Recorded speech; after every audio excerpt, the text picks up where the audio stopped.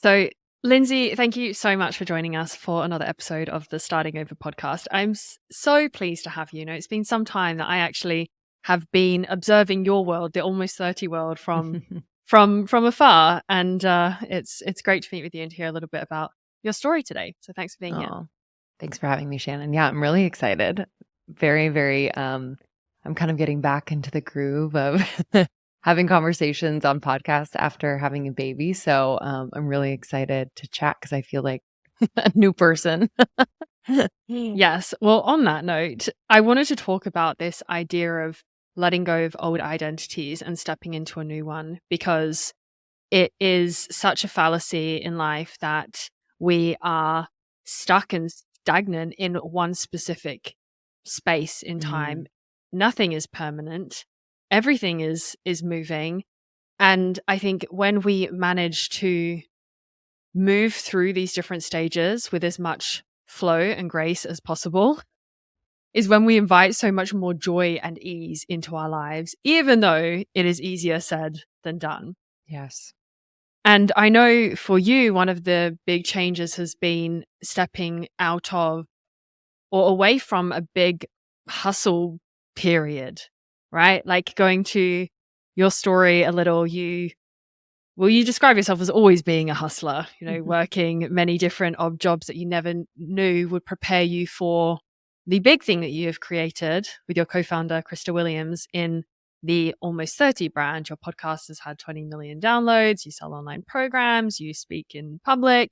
And now you're a mother. And it's called a lot of things into question, hasn't it? Mhm.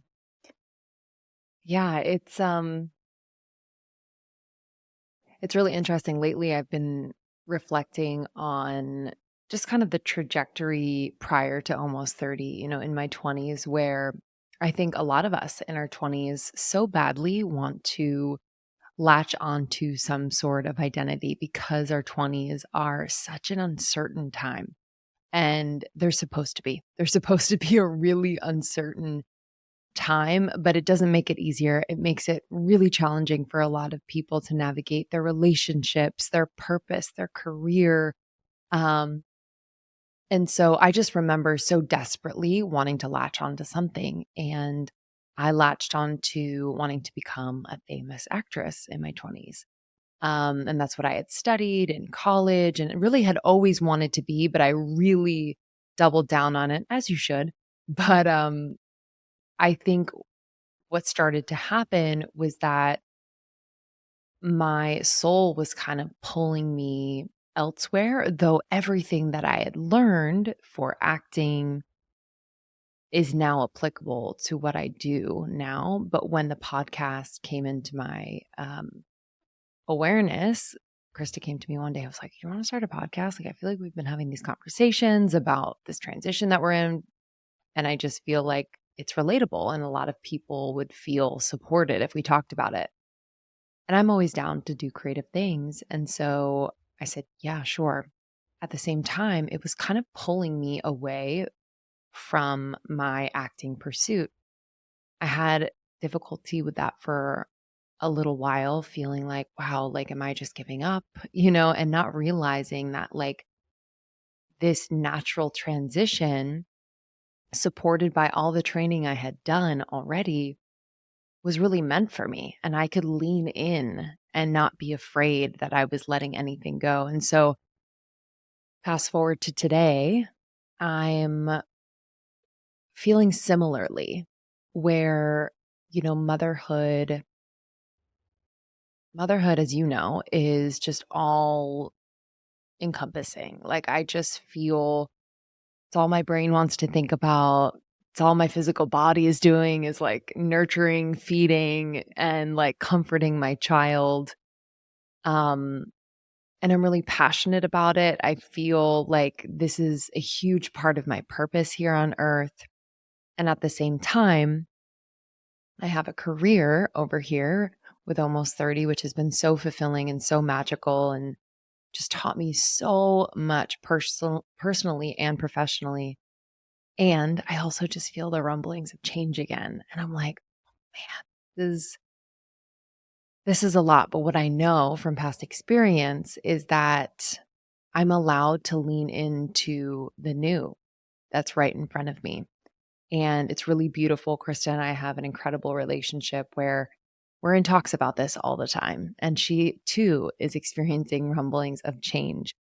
And not that almost 30 is going to disappear, but we're just thinking about what does the future of almost 30 look like, you know? Um, so all that to say, it has been so important for me to not resist the change that is. I've likened it to kind of like softening into the change and then see how it transforms me, because anytime that I've resisted it in the past, I've just been so unhappy and it doesn't feel natural to resist the change. So, yeah, that's where I'm at. Hmm. I think there's something for everyone in really focusing your energy on rewriting a new story rather than clinging on to the old. Because so many of us, we have self-sabotaging tendencies where we really do cling on to what is familiar, what is known, and naturally the process of change, it can bring about, sure, excitement too, but also oftentimes a lot of fear. Yes. And I think when we focus on, when we overly stay rooted in the fearful aspect, we're not allowing ourselves to transition. We're not allowing ourselves to see the next step, the next path into something that is the next expansion of yourself. And it is so, so important. So important. Yeah. Yeah, it's a powerful like alchemical process that happens, and part of that alchemical process is like a death. And so it can literally feel like you're dying. Parts of you are dying, and that can feel wrong. And that can feel like something you want to stop or, you know, just put a band-aid on, but it's actually a part of the entire process. Hmm. So I know that a big part of what you have done, both personally and professionally, is focused on this healing journey as such, gaining greater awareness of who you are, why the way you are, and how you can step into your full potential. And I'm curious to hear what really the starting over was for you in in in stepping into this journey of self-discovery, of self-growth. Yeah, it's been just that. It's been a journey. Um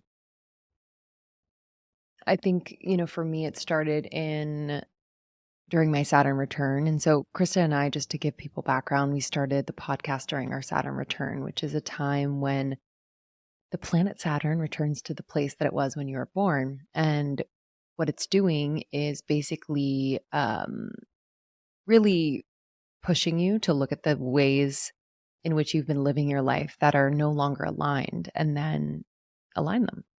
Um, it can be really challenging in general. Usually it's marked by like a big event in your life, whether it's a move or a divorce, or maybe you get married, or maybe you have a child, or maybe you get fired from your job and you start a whole new path. Um, for me, it was a move across the country to LA from New York. And I think LA for me at the time it felt like this just deep breath for me. I had been living in New York, just really surviving, to be honest. I was working many bartending jobs and trying to pay my bills and trying to audition during the day. And it was just, the city was like eating me alive because I let it. And so when I got to LA, I felt like I could breathe. And slowly but surely, I felt more connected to my body, not only because I was able to be like outside more, I just felt like more in my body. The weather's beautiful there, there's so much nature. But I was also being introduced to different modalities, whether through the podcast or through my career out there as a soul cycle instructor, whether it's breath work or meditation, um, somatic therapy. And I just really understood the value and importance of being connected to my body. And then slowly but surely, I realized like my body is home to my soul. And I realized the connection there. And I got to know my soul. through practices like soul journaling and meditation. And I just, it was a slow, steady process of returning back to myself through spiritual and more health centric modalities. And I was just, I was so glad to be with her again. I feel like I hadn't really connected to myself deeply in honestly like decades. Teens are kind of funky, late teens, early 20s is a For weird everyone. and drunk, and so to return back, I was like, oh my gosh, like I had a newfound love for myself. And at the same time, I was also in a season of being single. I was in a long-term relationship prior, and then just before my Saturn return, I broke up with the person that I thought that I was going to spend the rest of my life with. And that was about 7 years of being single. My husband laughs now because he's like, "Were you really single for 7 years?" I'm like, "Yes, but I was dating, like nothing serious." So, the fact that I got to come back to myself without also being distracted by the dating scene and trying to find the one was the biggest gift of my life. At the time, it was a little hard, especially in the beginning, but I realized that this season of my life had a purpose. Mm. It's something we haven't really spoken about on the podcast very much, about this stage of being single and allowing that, being with that, because I think so many of us, we seek to couple up quickly, Yeah. often Yeah. due to the discomfort of doing things alone. And Yeah. that's going to depend on somebody's specific background, of course, their attachments and patterns and everything. But there is something really beautiful in allowing yourself to be single and explore who you are on your own. Yeah.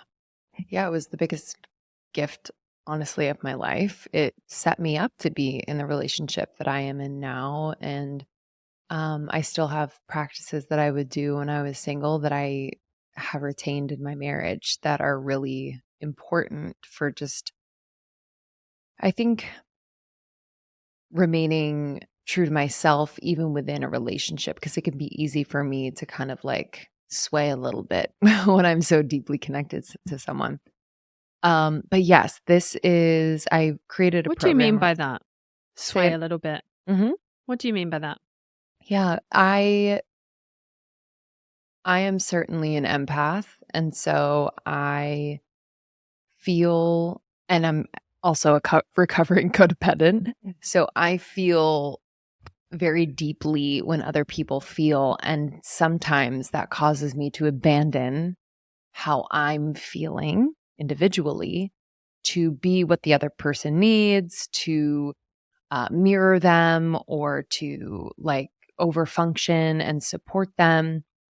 And what I've learned, especially in my marriage, is that, we are two individuals um, that have come together, that remain two individuals, but that we have, this commitment to our union. And in doing so, we allow one another to be who we are without feeling responsible for what the other person is experiencing unless we directly caused it. So, um, sometimes I would sway. I would kind of be like, oh, did I do something wrong? Oh, is he mad at me? Knowing full well that I did nothing wrong, that he wasn't mad at me, that he's probably just in a mood after work, and I can just let him be in his mood. And I don't have to let it affect me. So I've gotten much better at not swaying. It's something I always have to like kind of look at a little bit, but I'm sure a lot of your listeners have done this too because you care. You pick up on what other people are feeling. We're all incredibly sensitive. Some of us numb it out more than others, but it's hard not to pick up on other people's energy and then leave how we're feeling in order to like kind of co-regulate in an unhealthy way. Hmm. There's something I love in what you just said about the ability to stand together as two separate individuals, because oftentimes we either enmesh, we absorb into one another, Mhm. or conversely, we have a lack of connection because we're Yes. living two individualistic lives. Mhm. We're living in parallel. So I think there's something, yeah, so the key I think to a really good relationship is to master that balance point of being together, to be committed, to be united, but to stand alone and separate as two strong individuals. Quick pause. If you're a regular listener to the show and you have found value in these episodes, I would be immensely grateful if you pledged your support. Reality is, podcasting is not a free venture. There are many behind the scenes costs. But with your support, you'll be able to help me fuel the growth of this podcast and keep bringing you bigger and better guests each and every week. And of course, the signature honesty and real talk, which I'm known for. So if you'd like to say thanks and support the show for less than a cup of coffee per week, you can click the link called Patreon in the show notes. Thanks so much in advance, guys. Back to the episode. Completely agree. And just on this note, I recently read and have been practicing the 80-80-80 marriage. And basically, this is, without going too far into it, it's an approach where you're in a relationship where their wins are your wins. There's no tit for tat, there's no competition, there's no power dynamics. It is really a relationship in which you're asking yourself, how can I support the other person? Like, genuinely, how can I support them? Because their wins are your wins, and vice versa. I think a lot of times when, you add layers of, you know, m- my husband getting a new job or we're having a baby, like just these layers of life that are, very common for people to experience, the waters can get really muddy in a relationship, and you can forget that you are two individuals, as we've discussed, but that you want to provide support to the other. You don't want to, you know, kind of take from them what you need in terms of like, I need more alone time. So I need to spend time alone. You have to watch the baby. It's like the other person has it within their heart, both of you, to say, like, how can I support you?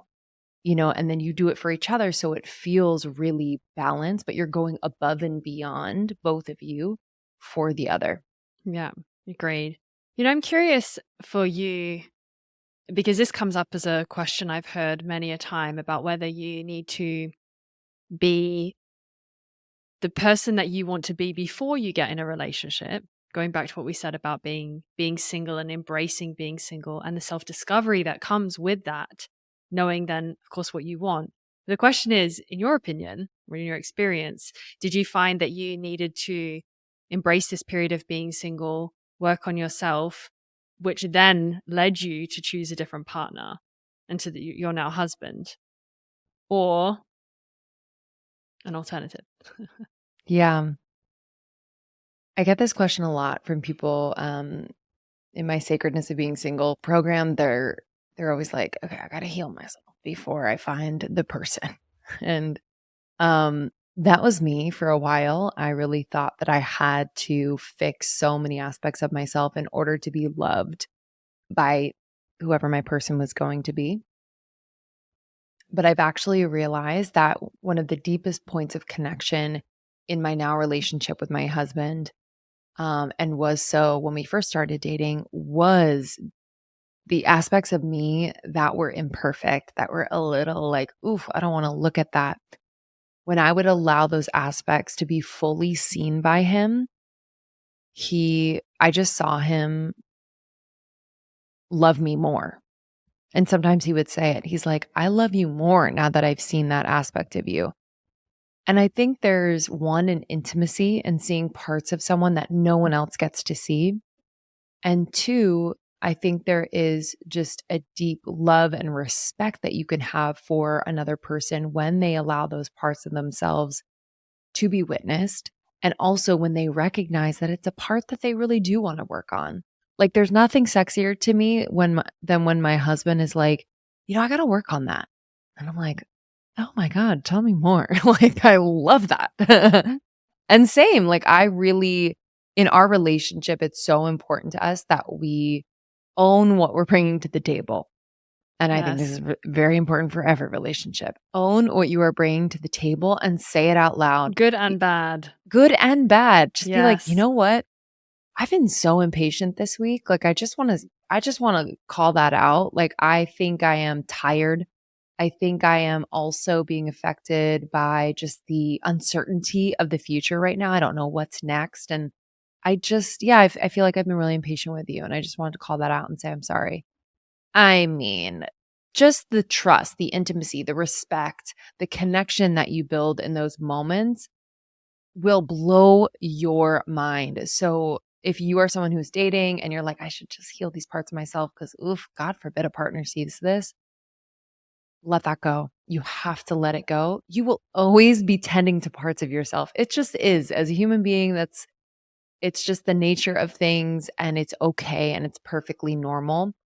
But when you can, in relationship, be seen for all of who you are, that is when you can form a real deep, authentic connection. If they're just connecting with the parts of you that are awesome, there's going to be a rude awakening at some point because those parts, other parts will come out and they're going to be like, who is this person?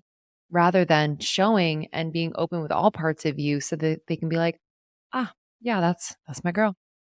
It's all Yeah. good. She's working on it, you know? Yeah. I feel that. I hear that a lot. And I think there is something that is naturally healing in relationships because we are drawn to people who actually, whether perspective here, but that actually trigger us or trigger the parts of us that we need to heal. Yes. That will repeatedly happen Hmm. in any relationship. In fact, one could even say that is the purpose of a relationship because it's inviting you to heal and to grow. Yes. I cannot agree more. Oftentimes, what we did not receive from our parents oftentimes will be then repeated or mirrored in our relationships. But it's in this context, in this adult relationship, that we are able to uh, get from the experience what we actually need. And so, if initially in my relationship with Sean, um, he would be avoidant when I would get really emotional. And that was mirrored to me, with my dad when I was younger. He felt very uncomfortable when I would cry. And so to experience that again was very triggering. But as an adult, I can say, you know what, babe? My emotions, like sometimes I don't even know what to say or how to just like explain what I'm feeling. I just need to feel. And I think all I need from you is really to just like hug me.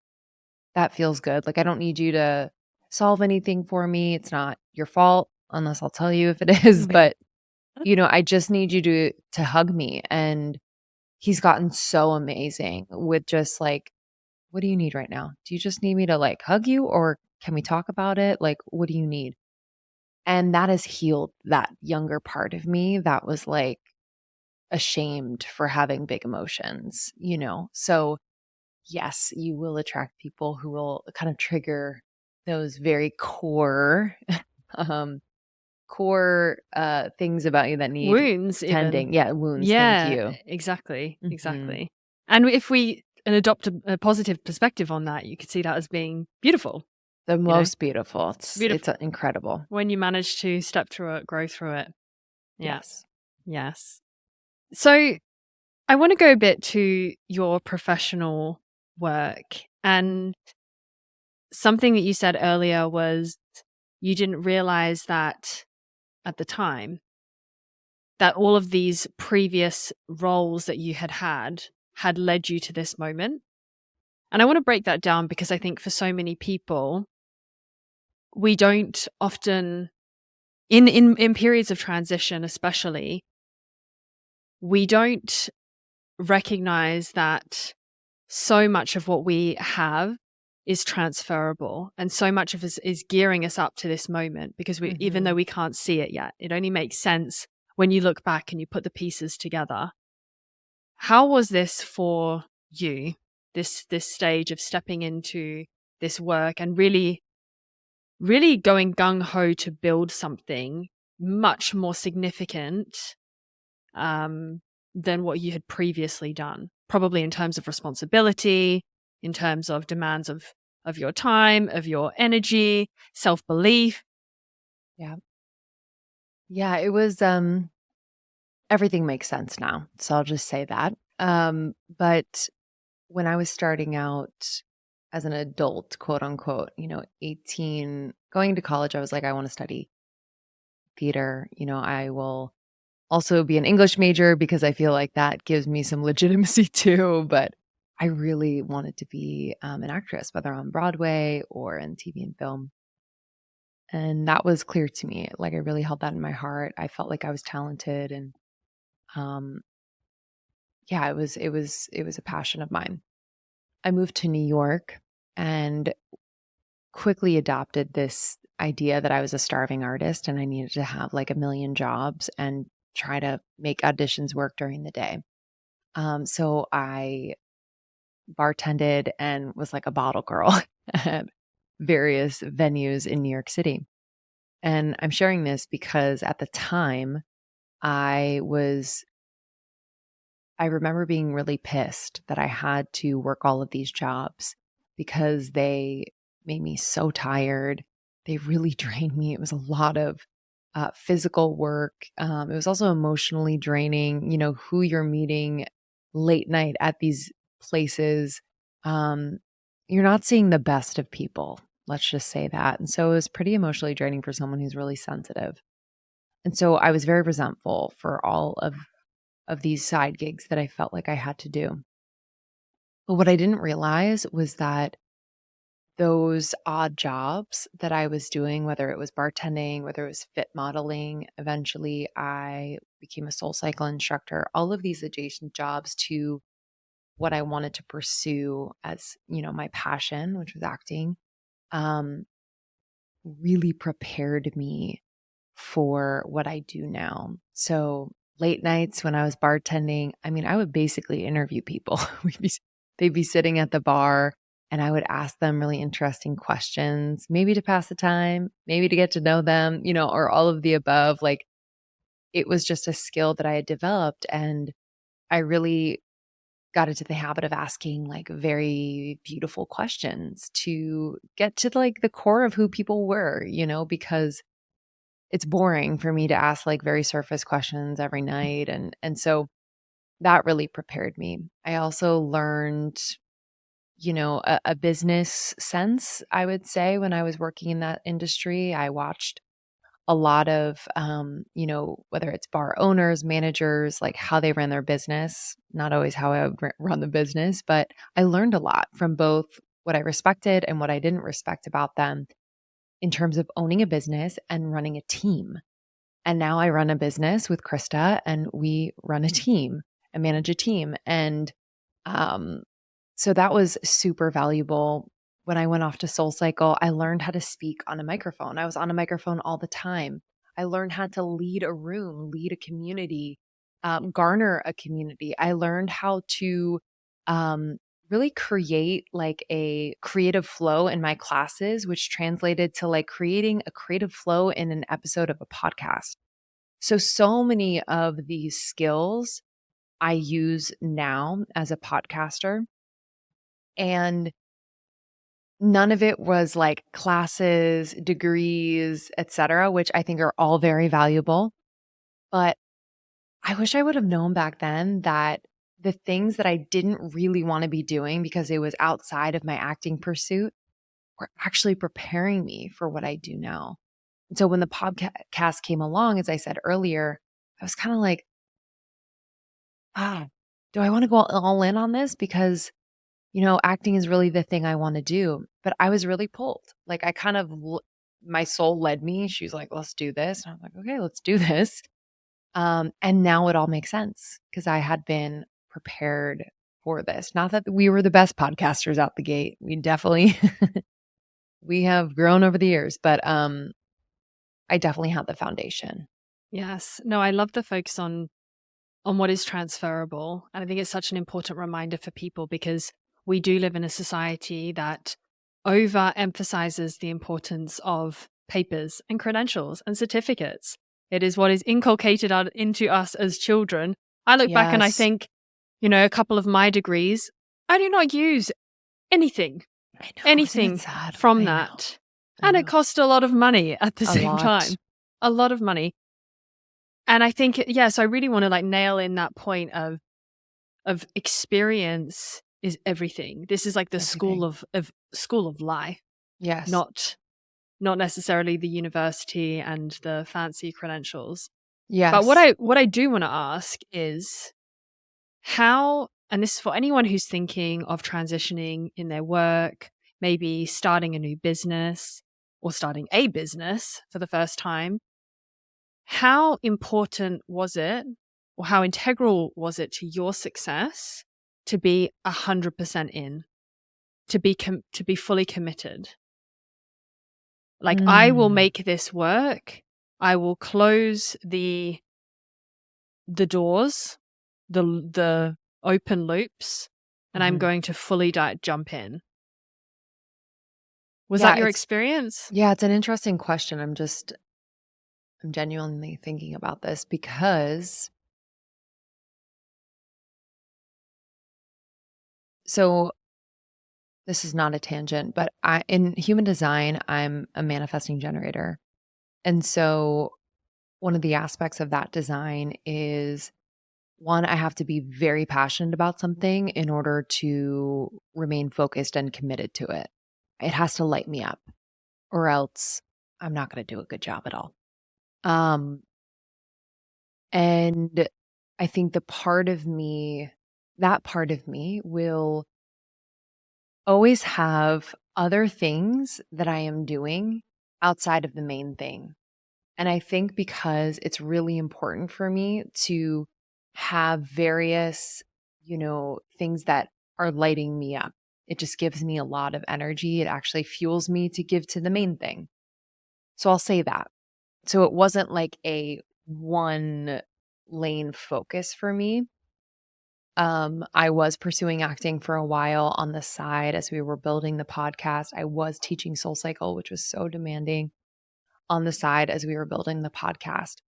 And I do think that there is value in doing that because when you are building something from the ground up, if you put so much pressure on it to become successful, financially lucrative, to fulfill you in all the ways, you will most likely be disappointed.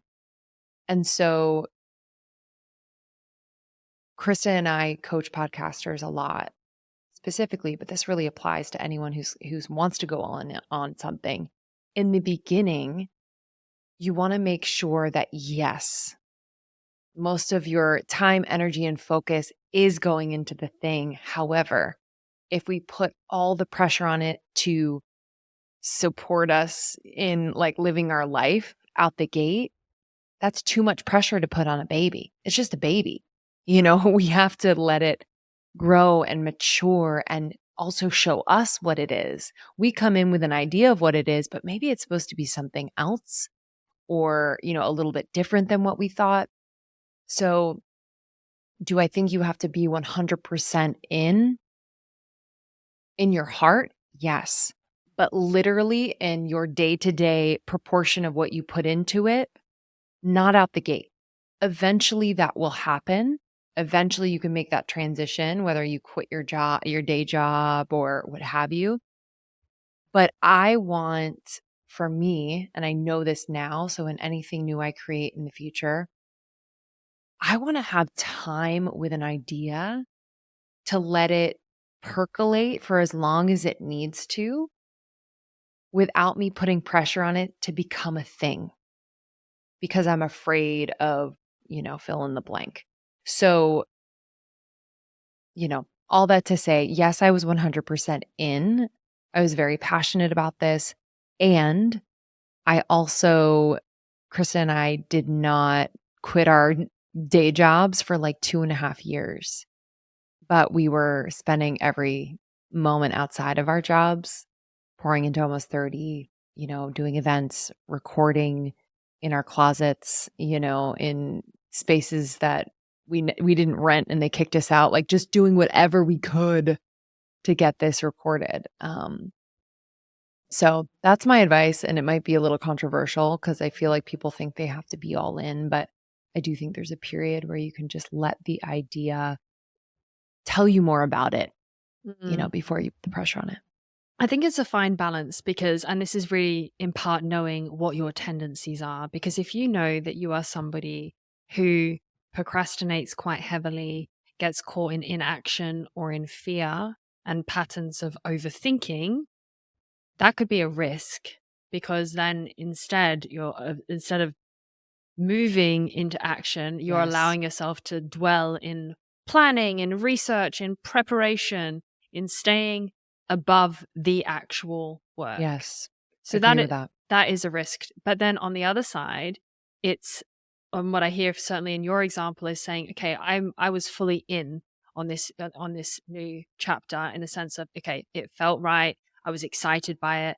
I was passionate about it, and I did give it the energy that it deserved. Because to start working in the evenings around a job, that takes dedication, that takes passion, because it's Yeah. so much easier to sit back on the sofa and watch Netflix, Mm, um, instead of actually taking the steps necessary to make that change in your life.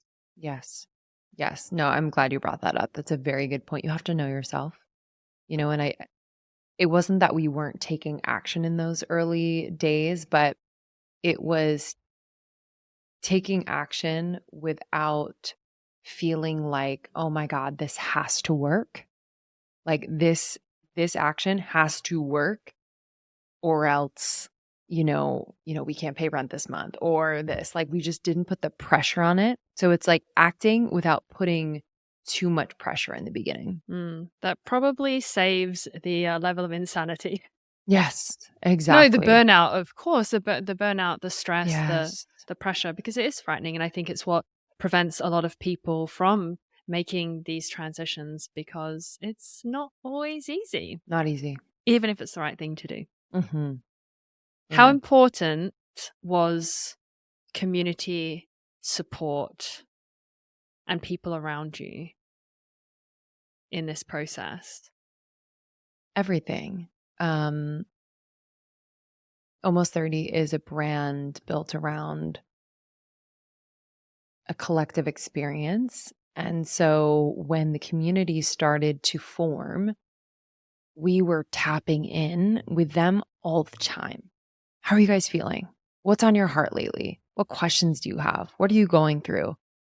And that would influence our content. That would influence what we talked about on the podcast, or what we talked about at our events with them. And so, and they have been, so many of them have been with us since the beginning.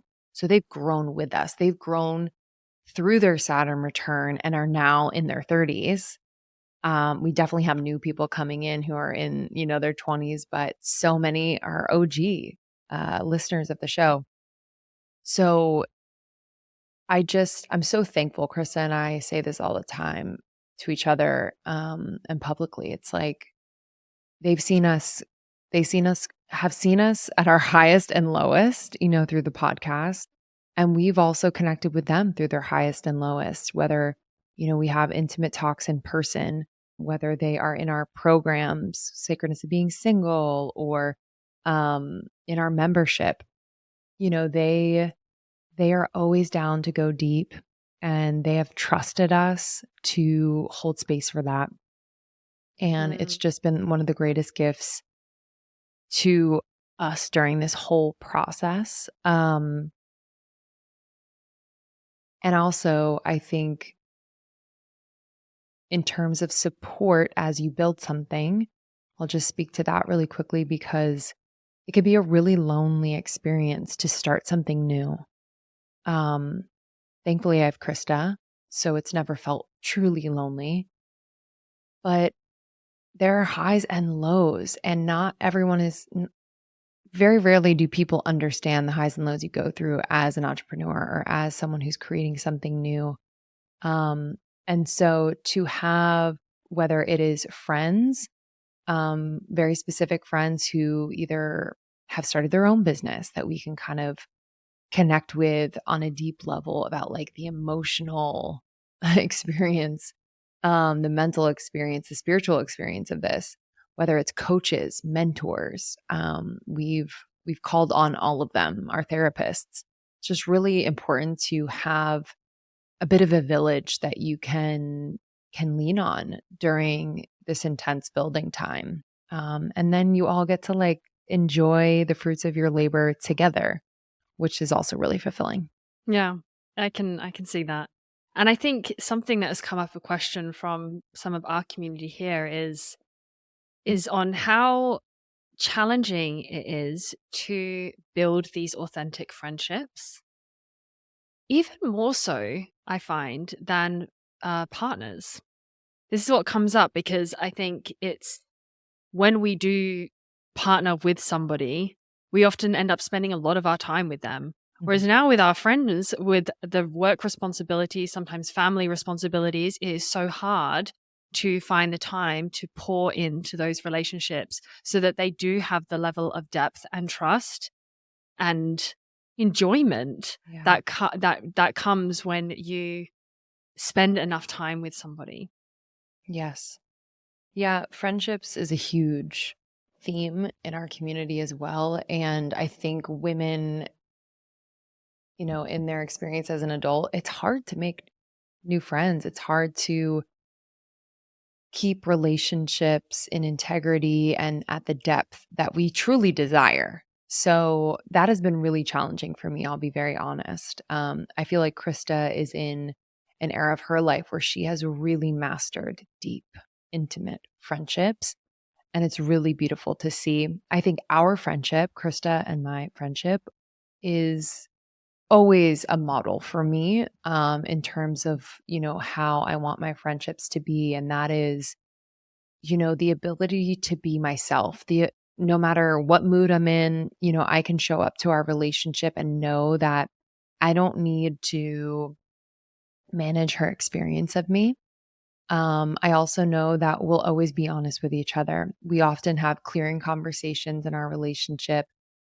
We have the added layer of being business partners as well as best friends. And so oftentimes we need to clear the distortions in the field between us. We need to clear, what I said last week, how that came off, how it made her feel, or, I've been feeling something under the surface. I just want to like speak to this, like tell me more about how you've been feeling. We do it often. We've gotten really good at it. And now it happens very quickly. So it's not this like big lead up, dreading having the conversation. Um, we will just on that note, we will always again take responsibility for what we're bringing to the table. We'll never point fingers. It's always I statements, I've been feeling this way, and in my experience, this is what I heard and this is how I felt. I would love to know more about like what you meant. Um, and that really gives the other person an opportunity to share their own I statements and experience.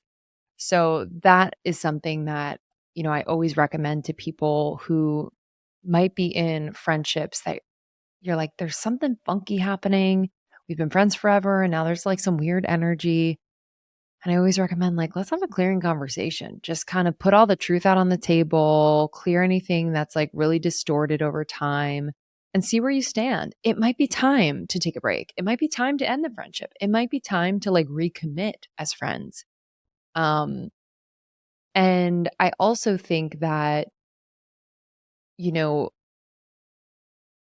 to your point, there's a lot of things vying for our attention, our partners, our children, our careers. And so it seems like with friendships, we just assume that people are going to like be there and it's going to be okay.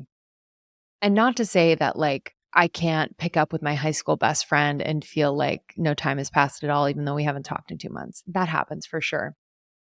But I do think that with our busy lives, we can get really smart about how we connect with our friends. I have a standing every 2 weeks, I have a standing phone date with my best friend from high school who I don't talk to that often. But I was like, you know what? I want to talk to you more so that every time we do talk, it's not this like Okay, tell me everything about your life. Yeah, that's happened in the last 2 years. Like, no, I kind of want to be more in the fold, in the mix with you. And so we have a standing phone date. It's in our calendars. It's not sexy to put in our calendars, but it is what it is. And that's how we make that work. Um, I've also had to learn that I'm someone who is like so deeply like just in my family season right now where I'm like, I just want to be with my family. Um, and I really had to learn and push myself to spend time with friends and in that experience of spending time with them, realize the value of how important it is to have friendships. Especially in this season of motherhood, friendships with other women, other mothers, etc. So sometimes you got to push yourself. Sometimes it's a little uncomfortable, but once you feel what it feels like to be connected deeply and authentically to someone, you'll crave that more and you will get used to these kind of crunchy moments before it happens. Um, and just know that it's totally, totally worth it. Yeah. And I'm also what springs to mind there is one of the top 5 regrets of the dying that Bronnie Ware writes about is that I wish I had have kept in touch with my friends. Yeah. And I read that recently, and that's why I wanted to have a special note on that in this podcast because I know friendship is so important for you. The fact that you're building a community or you've built a community is a reflection of that. And I think it is so incredibly important for us to make sure we carve out the time to really connect on a Yes. genuine level, which, yeah, I don't see happening all the time. That's for sure. Yeah. It's, I don't want to say it's hard. It's just, we have to recalibrate our priorities. Like, on a regular basis. We can get so mixed up and like not mixed up, but so involved in what is right in front of us. My child, my husband, my life, my work. And that could take a lot of energy and I can honestly feel like I don't have any more to give. Like going Mm, out with a few friends feels like a lot of effort, even though I would love to see them.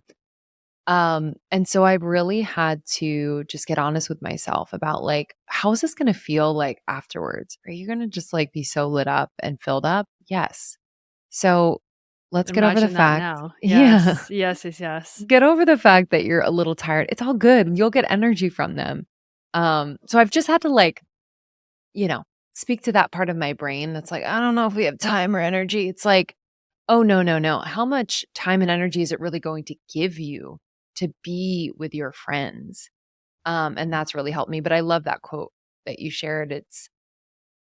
Yeah, it's so true. And I think just to add to that stat, it's like or that fact, it's also a statistic that, people in the world who live the longest, number one commonality is their relationships and being in Yes. community.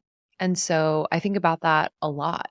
Um, in terms of like my overall health. It's not just the food I eat, it's not just the exercise I do. It's like, what is the health of my relationships?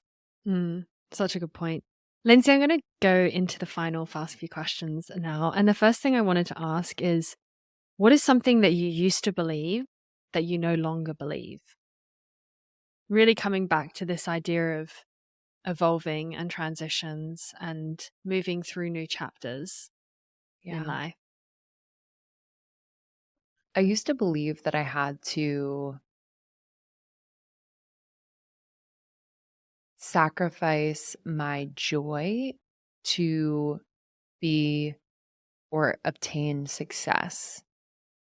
And what I mean by that is I was convinced that I had to struggle, struggle, struggle, sacrifice, sacrifice, sacrifice, and then I would get the thing finally. And then I would be the winner. I don't know. Like, I just had this weird, distorted understanding of how I was to become successful. I think it was programming from my childhood and just watching other professionals. And I think for me, what I've realized is that when I follow my joy, the more success I have, period. Always. And oftentimes, the less efforting, and what I mean by efforting is pushing when it doesn't feel natural, the less of that I do, the more attuned and aware of opportunities that I am, thus more successful I am. So that surprised me. Um, and I'm so happy to be in that place now because to struggle for so long and like sacrifice my happiness and joy with what I was doing was honestly keeping me where I was, keeping me so very stuck. Hmm. How was the stuckness, or what was the period of stuckness?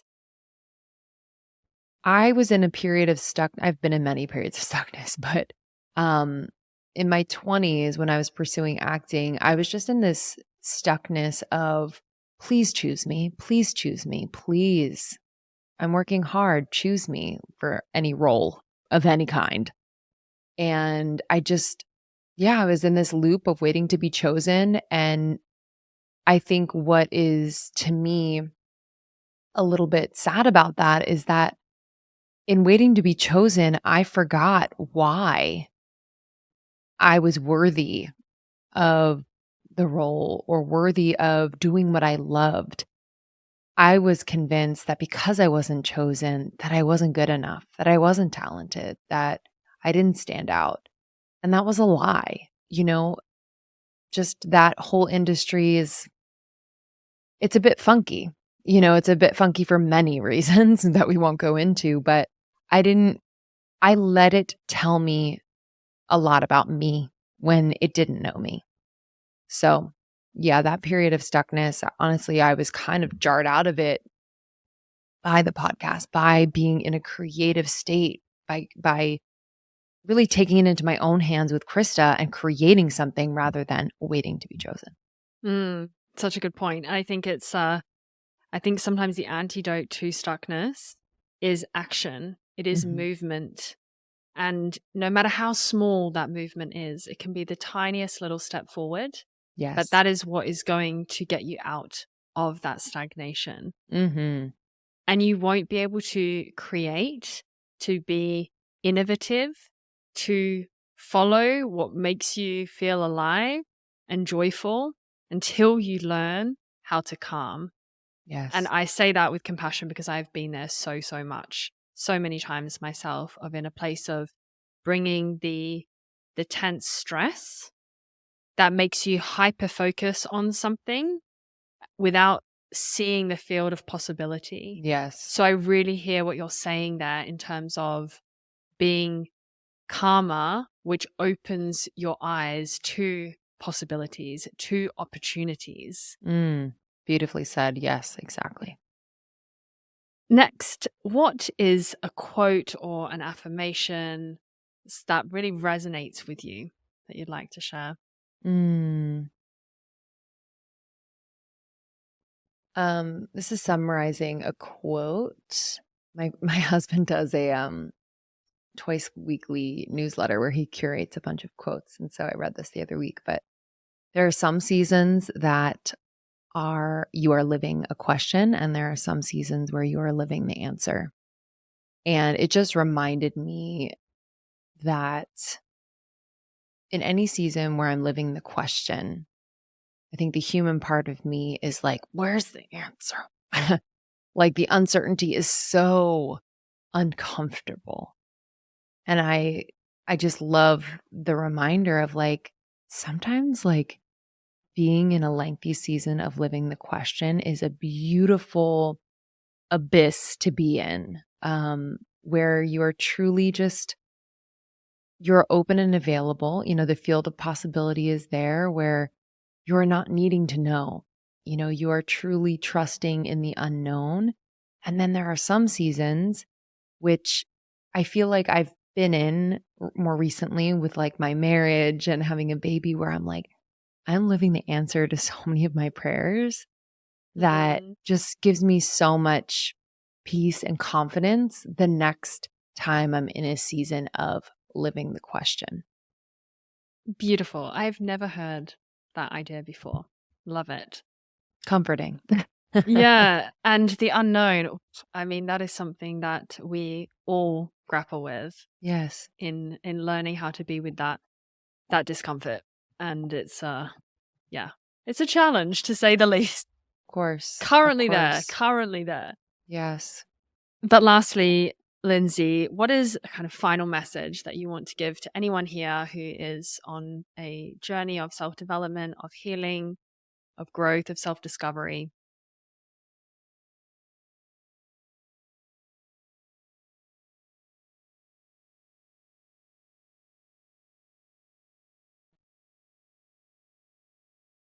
I spent a lot of time comparing myself on my path, a lot of time looking at other people who were doing the healing work and the self development work and, bettering themselves physically, mentally, emotionally, and feeling or convincing myself that I wasn't doing enough. I wasn't doing it right. I wasn't as powerful as they were. I wasn't as healthy as they, whatever my mind wanted to convince me of. And that really robbed me of what I know now. And I wish I just would have held that in my heart back then, which is, you know, I was on a very specific path led by my soul. And the people that I was watching and comparing myself to, so were they. But in this world of self development and spirituality, there is no hierarchy. There is no better than doing it better. It really doesn't exist when it comes down to it. It is what you are called to do, called to heal, called to look at, called to uh, nurture, fine tune. And that's perfect. And I think the more that we can just embrace who we are and where we are, I mean, the world's going to be such a better place, and our experience on earth is going to be a better one. Um, so yeah, it's simple. It's just, tend to that inner part of you that compares and know that your path is so perfect and so divinely designed. And only years down the line will you realize, how perfect it was. But if you can just plant the seed now, like where I am is perfect, even though it's uncomfortable, I know there is a purpose here. I think hearing that more often when I was a bit younger would have just given me a lot of Helps. Yeah. peace. Yeah. It certainly invites in some fresh air, a bit of a Yeah, breath, a bit of ease. Yeah. And that depends on some. I mean, maybe some people listening aren't so into the spirituality. I know that I've always teetered. yeah, Sometimes I've totally. found I've gone into it, and then sometimes like, no, like this Mm, language isn't making sense to me, or it feels like an excuse to justify, sure. um, to stay in action. There's a few different things, but I do often find that when I embrace that, uh, I certainly feel more peace and more ease. Yes. Yeah, That's exactly. yeah. Lindsay, thank you so much. Oh, thank you, Shannon. This has been so fun. I appreciate you. I appreciate you too. Mm.